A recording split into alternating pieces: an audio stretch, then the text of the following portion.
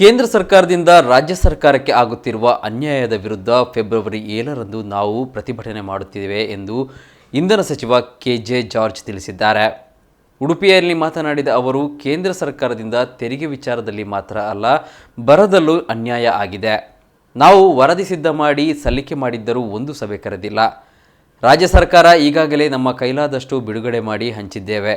ನಾವು ಕೊಟ್ಟ ತೆರಿಗೆಯಲ್ಲಿ ಸಹಾಯ ಕೇಳುತ್ತಿದ್ದೇವೆ. ನಿಯಮ ಪ್ರಕಾರ ಅನುದಾನ ಬಿಡುಗಡೆ ಮಾಡಿ ಎಂದರು. ಬಿಜೆಪಿ ಎಂಪಿಗಳು ಕೇಂದ್ರ ಸಚಿವರು ಆಸಕ್ತಿ ವಹಿಸಿ ರಾಜ್ಯ ಸರ್ಕಾರಕ್ಕೆ ಬರಬೇಕಾದ ಹಣ ಬಿಡುಗಡೆ ಮಾಡಿಸಲಿ. ನಮಗೆ ಮಾತ್ರನಾ, ನಿಮಗೂ ಜನ ಓಟು ಕೊಟ್ಟಿಲ್ವಾ ಎಂದು ಪ್ರಶ್ನಿಸಿದ ಅವರು, ಪ್ರಧಾನಿ ಮೋದಿ ಅಮಿತ್ ಶಾ ಜೊತೆ ಮಾತನಾಡಲು ಬಿಜೆಪಿ ಸಂಸದರಿಗೆ ಭಯ. ಅಲ್ಲದೆ ಅವರಿಗೆ ಮೋದಿ ಗೃಹ ಸಚಿವರ ಮುಂದೆ ನಿಂತು ಕೇಳುವ ಧೈರ್ಯ ಸ್ಥೈರ್ಯ ಕಡಿಮೆ ಇದ್ದ ಹಾಗೆ ಕಾಣ್ತಾ ಇದೆ ಎಂದರು. ಕಾಂಗ್ರೆಸ್ ಪಕ್ಷ ಚುನಾವಣೆಗೆ ತಯಾರಾಗುವ ಪಕ್ಷ ಅಲ್ಲ. ಸತತ ಜನರ ನಡುವೆ ನಾವಿದ್ದು ಚುನಾವಣೆ ಎದುರಿಸುತ್ತೇವೆ. ಜನರಿಗೆ ಪಕ್ಷ ಕೊಟ್ಟ ಭರವಸೆ ಈಡೇರಿಸಲಾಗಿದೆ. ಚುನಾವಣೆ ಪೂರ್ವಸಿದ್ಧತೆಗಾಗಿ ನಾನು ಜಿಲ್ಲೆಗೆ ಬಂದಿದ್ದೇನೆ. ಕರಾವಳಿ ಕಾಂಗ್ರೆಸ್ನ ಭದ್ರಕೋಟೆಯಾಗಿತ್ತು. ಜನ ನಮ್ಮ ಜೊತೆ ಇದ್ದರು.